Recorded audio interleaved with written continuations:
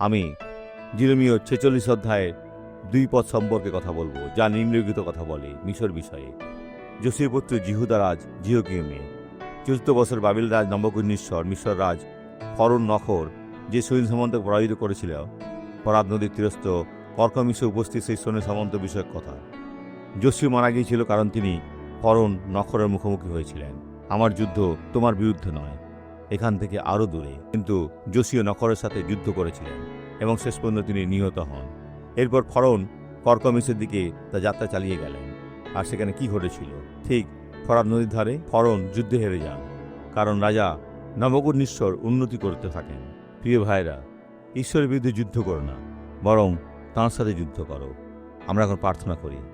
আমি এখন প্রার্থনা করি এই বলে, পিতা, দয়া করে আপনার হাত বাড়িয়ে এই মানুষগুলোকে স্পর্শ করুন। আরোগ্য, উদ্ধার, রূপান্তর এবং তাদের সম্পূর্ণরূপে পরিবর্তন করুন। আমি এখন এই সমস্ত মন্দতাকে দূর করব। ঈশ্বরের বাক্যের মন্ত্রী হিসাবে আমি আদেশ দিচ্ছি, তুমি দুষ্ট চলে যাও, চলে যাও, পিছু হটো, আর কখনো ফিরে আসবে না। যিশুর নামে। ঈশ্বর আপনার মঙ্গল করুন।